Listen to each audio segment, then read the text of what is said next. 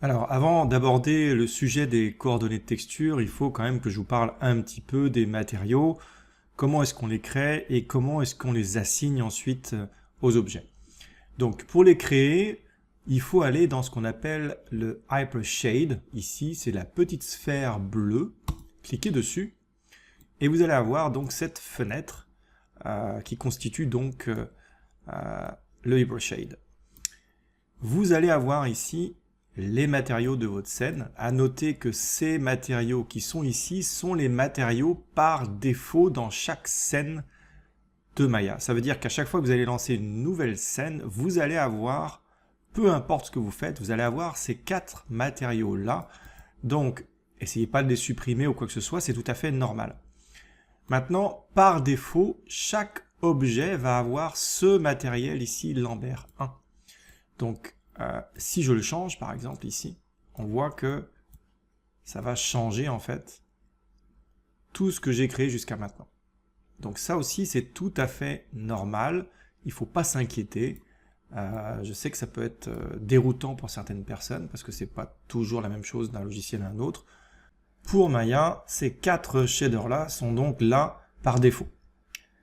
Maintenant, si je veux créer des matériaux, c'est assez simple. Simplement sélectionner ici le type de matériau que vous voulez.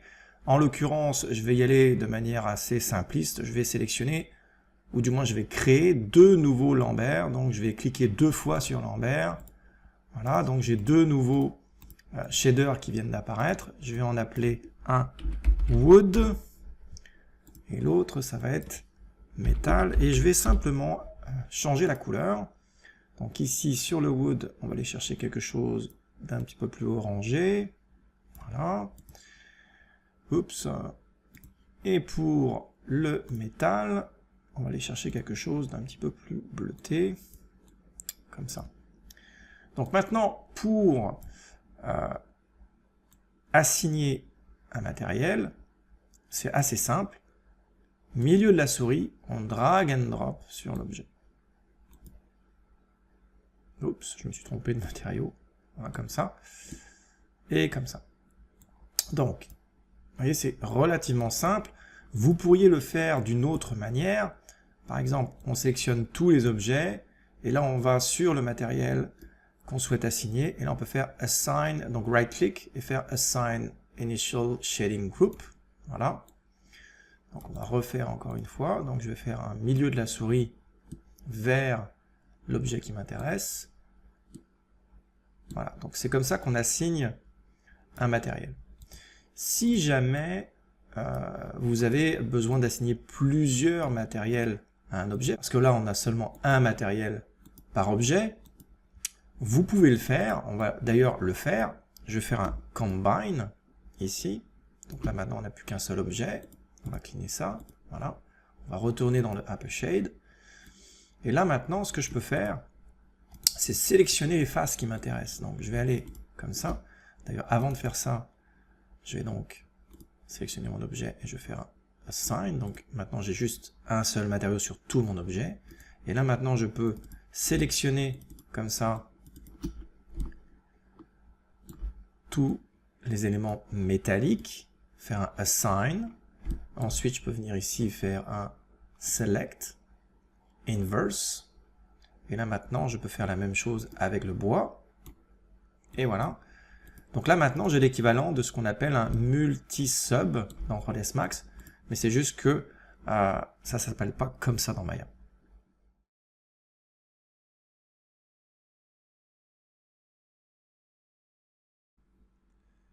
Pour la gestion des UV, tout se passe ici. Et on va passer un petit peu à travers toutes les fonctionnalités. Et je vais sélectionner la petite barre ici. Ça va me permettre d'avoir une fenêtre dédiée. Donc ça va m'éviter en fait à chaque fois d'aller là, etc. Là. À noter que vous pouvez le faire pour tous les menus. Donc ça peut être assez pratique d'avoir sa petite fenêtre ici. Donc, UV Editor ici. Donc clairement, ça va être pour manipuler les UV. Ici, UV7, là c'est pour gérer vos UV7. Là j'ai supprimé tous mes UV. Donc j'ai même pas d'UV7, mais le moment où je vais créer mes premiers UV, il va me créer un UV7 par défaut. Ici, vous avez, on va dire, la manière de créer de manière soit automatique, base plane, etc. Donc comme leur nom l'indique, c'est une manière un peu optimisée de faire une première passe en fait pour les UV, et de partir de là. Vous avez aussi la possibilité de faire des UV à partir de formes primitives comme cylindre, planar ou sphérique, ça c'est quand même assez classique.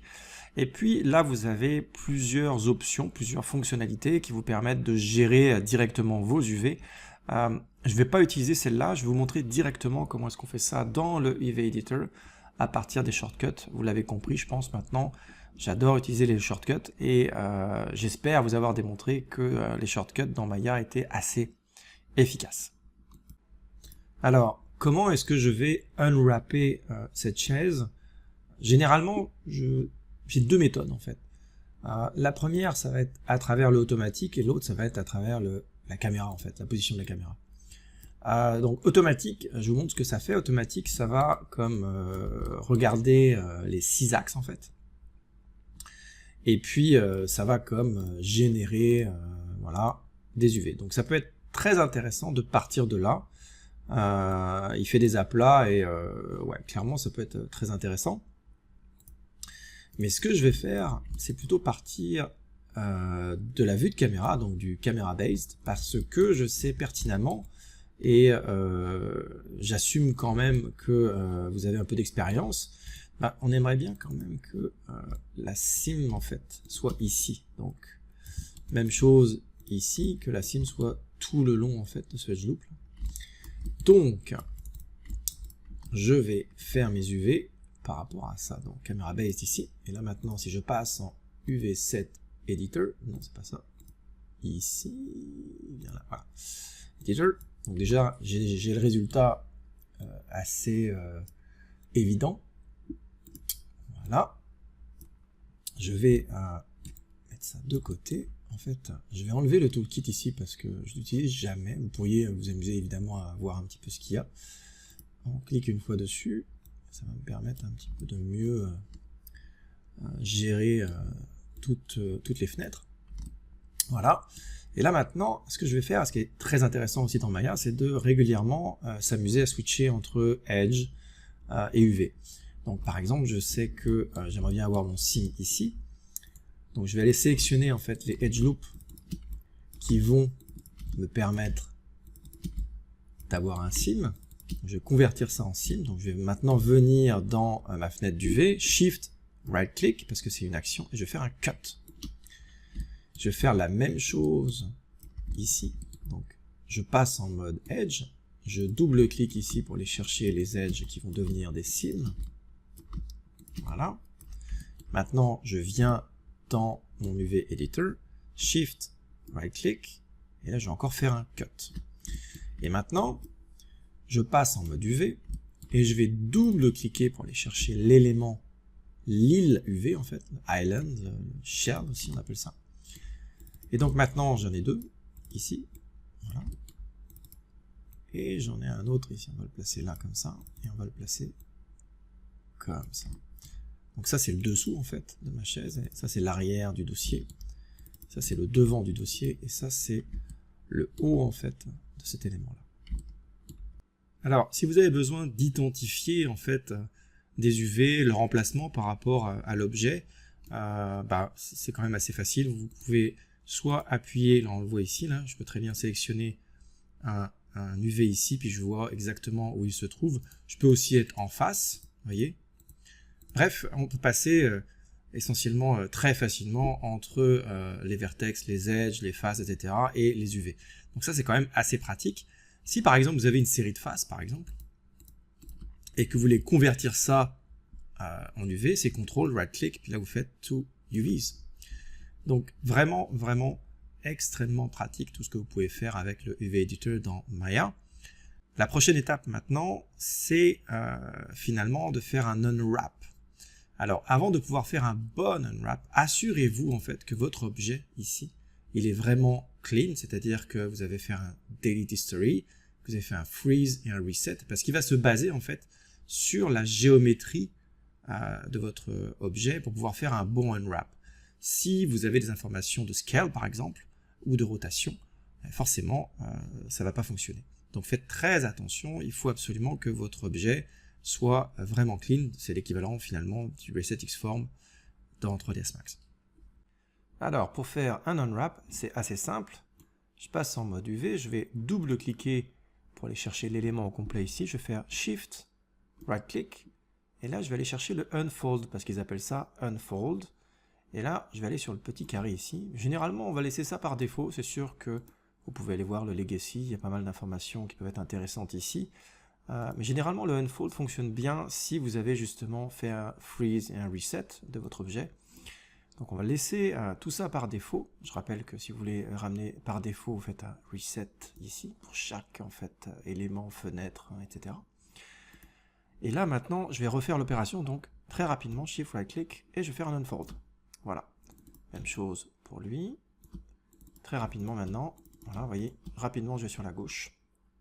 Et ensuite, W, avec le milieu de la souris, je peux comme donc repositionner ça à peu près droit. Voilà. Si là je ne sais pas par exemple où est le haut et le bas, je peux sélectionner deux vertex. Là apparemment ils sont là, donc ça c'est parfait. Et je vais donc aussi déplacer, enfin replacer celui-là, comme ça, au niveau de la rotation. Voilà. Et donc là, j'ai donc tous mes éléments parfaitement, presque, hein, évidemment, c'est pas clean. Je vais vous montrer bientôt comment est-ce qu'on peut le faire un peu plus clean que ça. Mais là maintenant, ce que je veux, c'est réorganiser tout ça parfaitement au niveau des UV 0 et 1. Et donc là, je vais prendre tous mes UV et je vais faire Shift, right-click, et je vais faire un layout ici, UV. Je vais laisser par défaut. On va revenir là-dessus parce que je vais faire les pattes juste après, puis après on va réorganiser tout ça.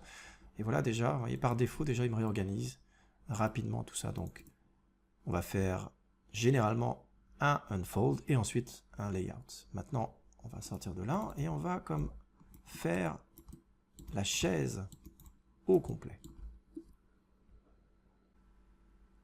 Alors, pour les pattes, on pourrait imaginer que ça serait un petit peu plus compliqué en fait que ces surfaces-là, parce que ici c'était assez facile avec la méthode caméra, et en fait je vais quand même utiliser aussi la méthode caméra, parce que ce que je veux en fait, c'est que chaque élément ici constitue un seul shell, un seul island, et ensuite je vais pouvoir le déconstruire. Donc, je vais appliquer donc la même méthode ici, UV, peu importe l'orientation de la caméra, voilà. Maintenant, si je regarde ce que ça donne dans le UV Editor, on va enlever le UV Toolkit ici. C'est pas super beau, mais c'est pas ce qui m'intéresse. Ce qui m'intéresse, c'est d'avoir vraiment juste un UV Shell, en fait, par patte, ici. Et là, maintenant, je vais décomposer. Donc, je vais passer en mode face, ici.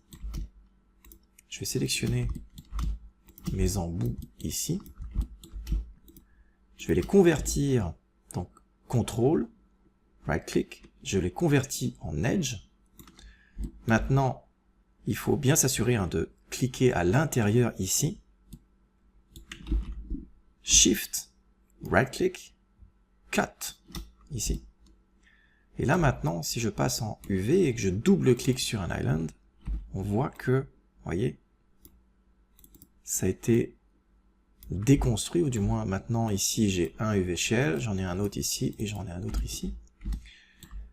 Je prends tout ça, Shift, right-click, je fais un unfold général. Voilà. C'est pas très beau, hein, parce que j'ai oublié quelque chose. J'ai oublié ici d'aller chercher un edge loop là, même chose de ce côté-là, et on va dire ici, et je fais encore la même chose. Shift right click, cut, et je vais refaire maintenant un unfold. Voilà. Et là, on commence à avoir un bon aperçu de ce que ça va donner. Je double-clique ici, je fais une petite rotation pour l'aider un petit peu, parce que vous allez voir pourquoi je fais ça. Même chose ici. Voilà. Et le dernier. Donc, vous voyez, il se base vraiment sur la géométrie pour faire quelque chose d'assez clean. C'est quand même assez pratique. Et là maintenant, je vais faire un straighten. Donc, Shift, right-click, straighten par défaut, laisser par défaut, comme ça. Je peux faire G aussi, voilà. Et là maintenant, je peux faire un layout UV, et vous voyez maintenant, j'ai placé mes affaires comme il faut. Je peux maintenant sélectionner mon objet au complet, c'est-à-dire mes deux éléments, pardon. UV Editor. On va enlever le UV Toolkit. Et là maintenant, je peux recommencer cette opération de layout. Voilà. Alors, le layout, si on regarde un petit peu de quoi ça a l'air. Le layout, vous avez ici des informations de résolution, vous avez le nombre de fois où il va faire ses recherches, en fait, il va comme calculer. Généralement 1, 2 ou 3 c'est suffisant, même le 1 généralement fonctionne bien, vous n'êtes pas obligé de le mettre dans le tapis, là. Ça fonctionne quand même relativement bien. Ici, vous avez la possibilité de dire est-ce que tu peux bouger l'échelle ou pas dans l'optimisation du layout. Ici, on peut lui demander aussi de faire une rotation, 90 ou 45, et puis maximum ça va être 360, minimum ça va être 0. Ici, ce qui est intéressant, c'est en fait le padding qui va donner entre l'échelle, et ici le padding qui va donner entre l'échelle et les bordures. Donc c'est quand même intéressant d'avoir ces informations-là bien ajustées, surtout par rapport à la taille en fait de la map. Donc si vous êtes en 2048, après il faut ajuster peut-être en conséquence, vous voulez peut-être plus ou moins de pixels. On va laisser ça par défaut, et on va donc lancer tout ça, on va faire un apply, voilà. Mais je peux changer, hein. Donc par exemple, là il me fait un preserve UV ratio, ce qui est pas mal intéressant parce que là il va se baser sur les UV ratio ou alors sur le 3D ratio, c'est quand même assez similaire les deux.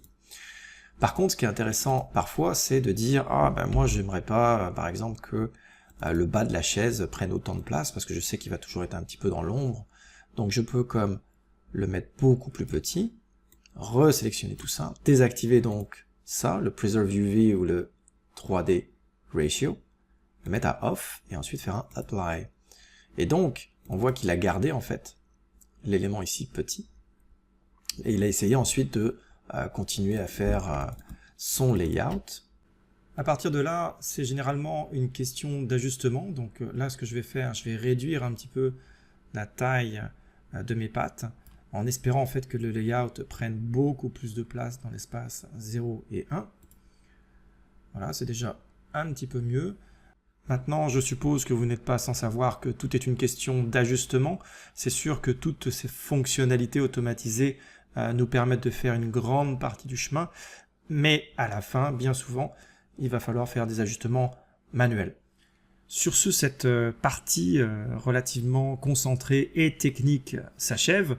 La prochaine capsule vidéo, c'est un projet d'un casque Stormtrooper que j'ai fait from scratch. Alors évidemment, c'est pas 4 heures au complet, hein. J'ai comme coupé ou j'ai speedé plusieurs parties pour vous permettre en fait d'avoir uniquement les parties importantes. Donc voilà, j'espère que vous avez apprécié cette formation et que vous avez appris des choses utiles sur Maya.